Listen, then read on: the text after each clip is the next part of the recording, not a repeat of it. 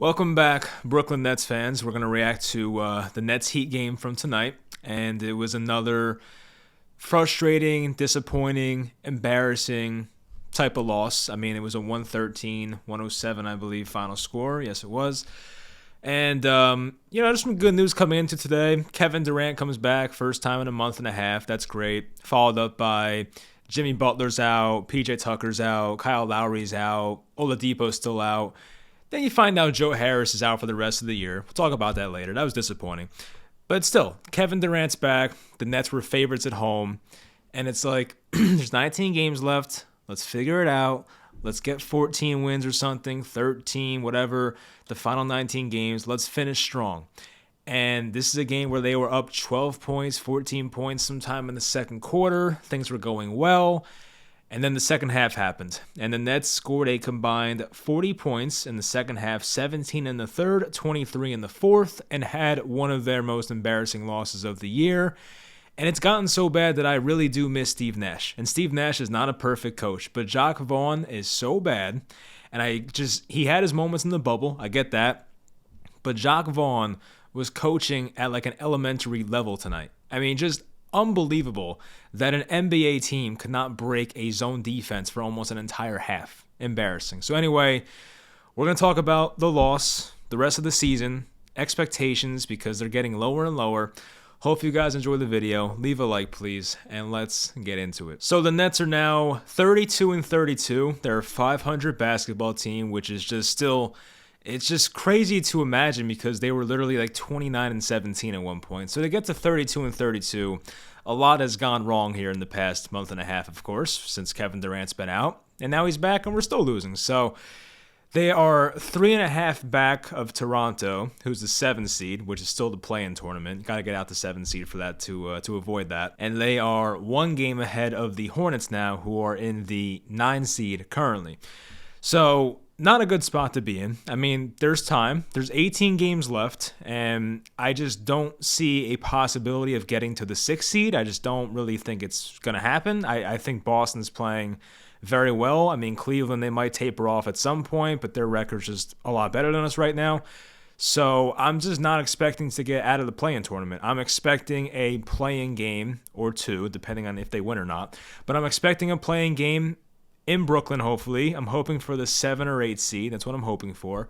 But the expectations of getting out of the play-in tournament, I just don't know how realistic that is at this point. I just don't really see it happening. I mean, Boston's been playing too well, and the Sixers look great with Harden now. And it's not worth worrying about. I just think the Nets are going to be in a position where they're going to be in a play-in game, and you better have your guys healthy for that game. That's pretty much it. And it's out of your control, of course, because who knows if they'll be healthy. But we're hoping the mandate's gone. We're hoping Ben Simmons is back. Of course, Joe Harris is not coming back. But you're just hoping you have your big three, quote-unquote, and they have some games together. And they can win that game and get themselves into the playoffs and, somehow win a 7-game series versus, say, Miami or Philadelphia or Milwaukee or something, Chicago.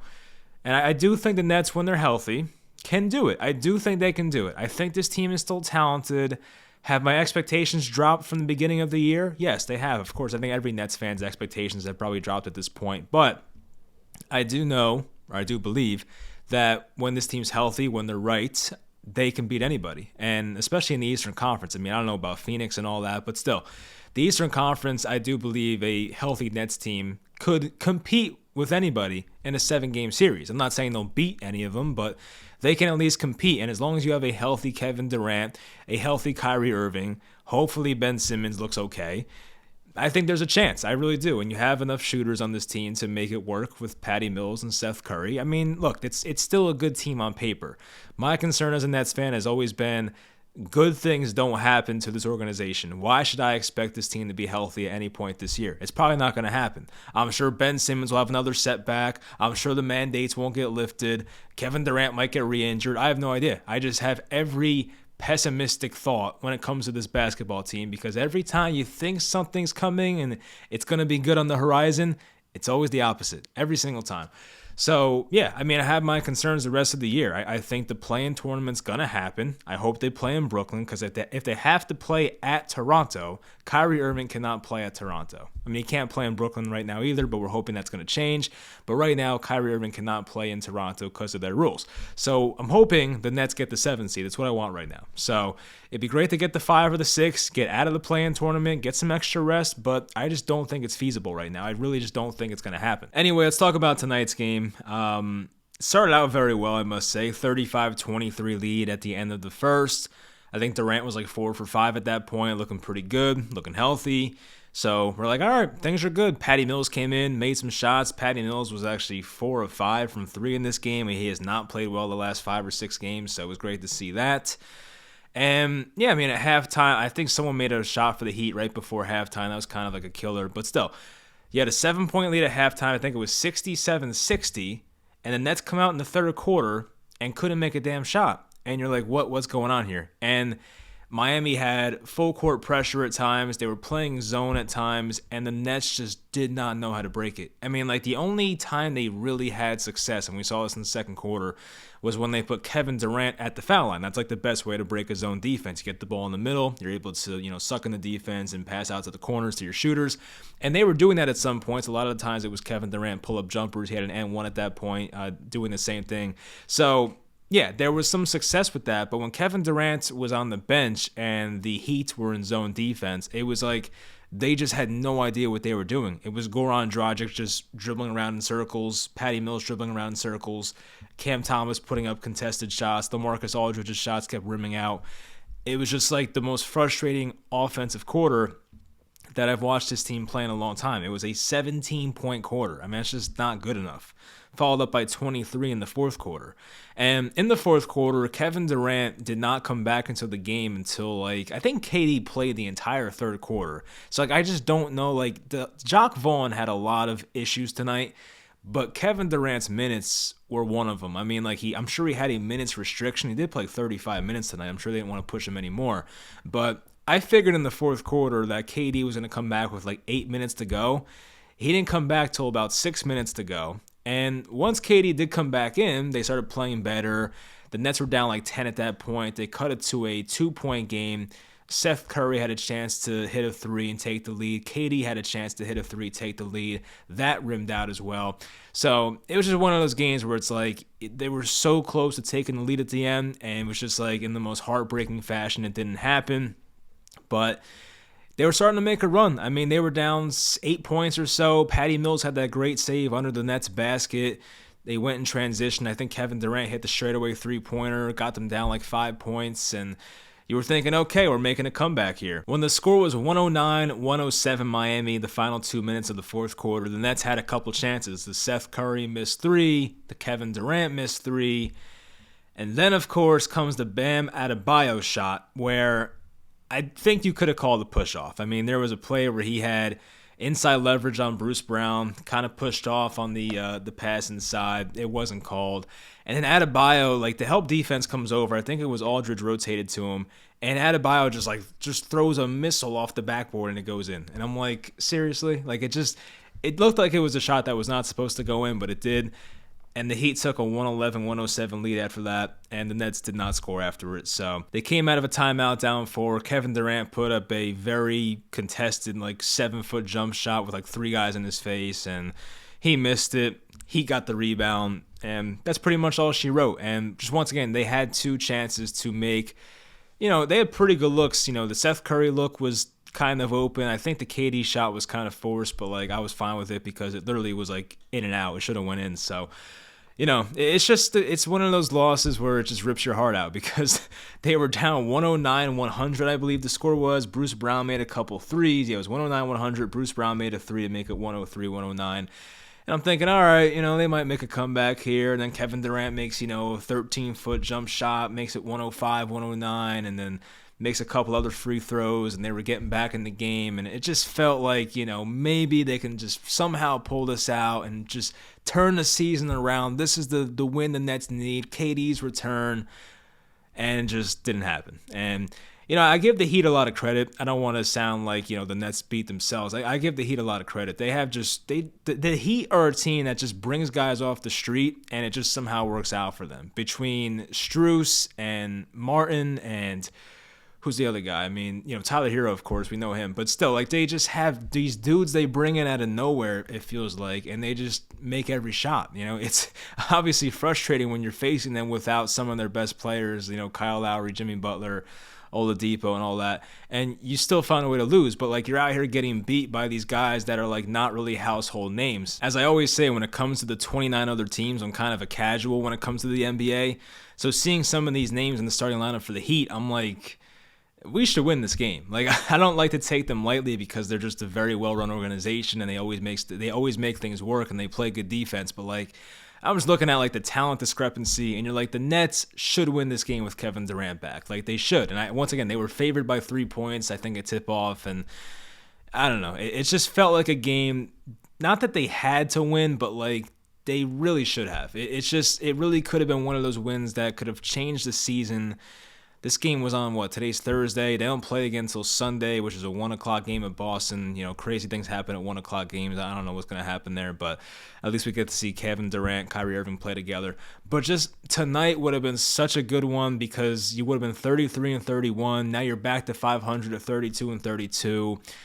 And, coming off those two, I would say one very tough loss versus Toronto. The other one they got murdered. But, the 1 point loss versus Toronto at Toronto was a very tough one. And then you have this loss tonight where you have, once again, two decent looks at a three-pointer to take the lead with under a minute left, and you miss them both in a game that they should have won. And, the Nets usually don't have injury luck. It's not a Nets thing to have injury luck. It's always the Nets being injured.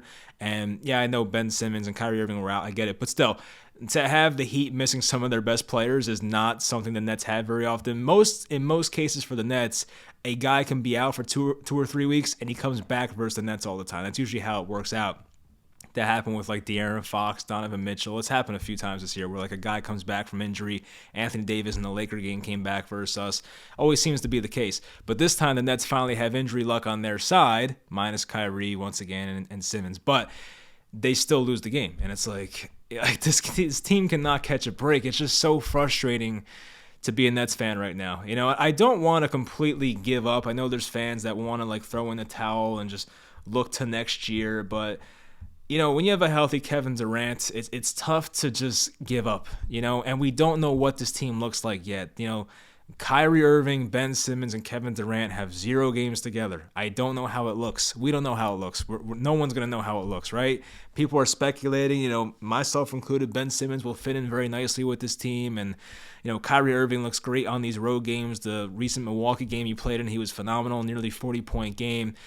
But until we all see them all together, we're not going to know what this Nets team is capable of. But just looking at how I think it's going to work, you have Durant and Kyrie, who are superstar players. You have Ben Simmons, who can run the break, finish at the rim, play good defense. And then you have 2 shooters in Seth Curry and Patty Mills as well. I mean, that would be a good lineup in my opinion. It's going to be a tough lineup to beat. But once again, the pessimistic Nets fan in me just says, you're never going to see that lineup, so stop worrying about it because I just don't know. I mean, you look at the Nets on paper, you look at them when they're healthy, you could play with them in 2K probably, and it works out great, but the Nets are just never healthy in real life. There's always something going wrong here. And obviously it starts with Kevin Durant. He's got to stay around for the next 18 games and be healthy, but when is Ben Simmons coming back? I have no idea. They're saying it's week to week. We're here on March 3rd, and if he misses a week or two, I mean, we're down another 5, 6, 7, 8 games. I mean, like, we can't afford to lose him for that much longer. When does the Kyrie Irving, vaccine mandate change in New York? I saw that Sean Marks, the Nets GM, said that they expect some type of news in the next 24 to 48 hours, which we'll find out what that is. But it seems like that New York mandate is going to be lifted on March 7th, I think it was. But of course, entertainers and performers, if they're not vaccinated, cannot play or perform. And Kyrie Irving is part of that. So it's a stupid rule. I get it, but that's just part of it. That's just how it is right now. But obviously, we hope it does change. So I'm trying to tell myself better days are coming, but it's just like I'm running out of patience. Like we are less than 20 games left in the regular season. We are just hanging on by a thread in the 8th seed right now because looking at the standings, the Nets are 10 games back of first. The Hornets are 11 back. The Hawks are 11 back. The Wizards are 12.5. The Nets are realistically, 2.5 games away from not being in the playoffs at all, being the 11th seed. And I'm not saying they'll get there, but Atlanta, I think, had a big win tonight versus Chicago. The Hornets, they haven't been great lately, but they still have talent, so it's a team I'm still concerned about. But yeah, to just be that close with those teams, and now they're 3.5 back of Toronto once again. How realistic is it to catch those guys? I don't know. I don't think Toronto is a great team, but you would think they could at least go 500 the rest of the way. And if the Nets can somehow go 14-5 the rest of the way, or 14-4, whatever it would be, or something like that, then sure, maybe they do find a way to get back in that 7th seed. And once again, I think the 6th seed's out of the question. Looking at the Cavs right now, we are 5 games behind the Cavs. So I just don't think it's happening. I really don't. I wish it would happen, but I just don't think the Nets are going to gain 5 games on somebody, the way they look right now. If you can't beat this Heat team without 2 of their best players or 2 out of 3 best players, I just don't know if I have hope for the future. I don't know. I'm hoping that the Nets can somehow finish the season with win their next 12 of 18, 11 of 18, something respectable like that. That'll put them in a decent position. But I can't expect to just go 15-3 the rest of the way. That just doesn't seem realistic. If Ben Simmons was back on Sunday, if Kyrie was back full time, I would say, yeah, there's a chance of that. Of course, we make a big run here. Guys will be healthy, but we still have guys in and out of the lineup. Kyrie still can't play home games at this moment. Maybe that changes tomorrow, the next day, I hope, I don't know. And Ben Simmons is week to week. So it's I don't know when he's coming back either. So I just can't realistically sit here and expect to win a bunch of games. I don't know. I'm hoping I'm wrong, but I'm always realistic when it comes to my teams. Giants fans know that about me, but yeah, I just don't really know what to expect here. I'm just hoping they can get to the 7th seed, but I think the most likely outcome is we're probably the 8, maybe 9 seed. It would be terrible, of course, but that just seems like the most likely outcome right now. Looking at the individuals tonight on the Nets, though, Kevin Durant was 10 of 21, had a really efficient first half, had a really bad third quarter, started making his shots when he came back in late in the 4th, but too little too late there. Bruce Brown's been just great lately. Ever since Harden's been traded, I don't know what the correlation is there, but Bruce Brown's been a different player. 33 minutes tonight, 8 of 13, made a couple big floaters in the 4th quarter, 3 of 4 from downtown. He was a +2, one of the few pluses out here, I feel like, yeah. So, but Bruce Brown, yeah, he's been great lately. So, I just hope he keeps it up somehow. But if he can hit that little floater shot, make 3-pointers at a pretty consistent rate, he's going to be valuable for this team. Andre Drummond, not a great night. He was 4 of 5, which was nice, but the guy had, 3 rebounds? It's not, you can't have that, of course, from Drummond. It was his first game back from the little knee tweak. Not really much of an injury, but he did hurt his knee 2 games ago at home against the Raptors. Goran Dragic wasn't that impressive. They definitely pressured the hell out of him when he had the ball, made his life, miserable, but he made a couple of tough shots, I remember. He had 7 assists, which was nice, but for the most part, Dragic was okay. Seth Curry was 2 of 7 from downtown. You're not going to do well with that. He was 3 of 10 in total, so that wasn't a great performance out of him. Got a technical foul in this game along with KD. James Johnson, horrendous. I just want to forget about it. Was 1 of 4 at the free throw line, so that sucked. And the Nets were in that scoring drought when they were stuck on, I forget how many points they had at that point. They were stuck on a number for a long time, and James Johnson went to the line, shot 2, he missed both. Then, of course, they got that weird turnover by Miami where they basically had a possession going. They got the rebound, I think, and just threw the ball out of bounds. It was weird. So the Nets got the ball back, and then James Johnson made a layup right after, but still. Nick Claxton played 6 minutes, which kind of annoys me because I just talked about it last video how in the game at Toronto on, what was that, Tuesday? I think it was Tuesday. He was playing well. End of the third quarter, Nick Claxton was giving them some very good minutes. Even in the 4th quarter, was playing good defense on Siakam, but they just didn't play him much tonight. I think Claxton played a little bit in the first half, but we didn't really see him much in the second half at all. So he was 1 of 1, made that one shot in the paint with his left hand, but that was it. So I wish Nick Claxton played more, but that was interesting. Lamarcus Aldridge was off, 1 of 4. That's not really, a typical Aldridge game, 3 of 4 at the line, so he didn't really do much to help. Patty Mills had a great game. Patty Mills was 5 of 8 total, 4 of 5. He was a minus 12, though. That was the worst on the team, which is interesting. I didn't really expect to see that. But, yeah, I mean, Patty Mills, we know what he does defensively. He's not really great at that area, but shooting the ball, he was good tonight. And then Cam Thomas was 2 of 8, 0 of 3 from downtown, and yeah, so it wasn't a great game for many guys on this team, a few. I mean, it really only seemed like Bruce Brown and Katie and Patty Mills really cared. I mean, it just seemed like a lot of these guys were just lethargical in a way. Like, they just didn't really have that sense of urgency of like, hey, we got to win this game. The season's, it's getting late fast once again, and it just seemed like nobody had that sense of urgency. It just was like it was another game for them. So that part of it was frustrating, and it's just a crappy game that got away, and they probably should have won. And once again, if that Kevin Durant straight on 3 goes down and gives the Nets a 1-point lead, what happens, I have no idea, but, I would assume the Heat probably still win the game off some ridiculous shot, but still, they were very close at that point, and it's just another very tough loss. I mean, I always, have that debate with myself. Would you rather lose a game by 25 points or lose a game like this, where I know it's a 6-point loss, but it was a very close loss? And I don't know sometimes. I mean, sometimes you want to see your team put up a great fight, but those close losses hurt even more.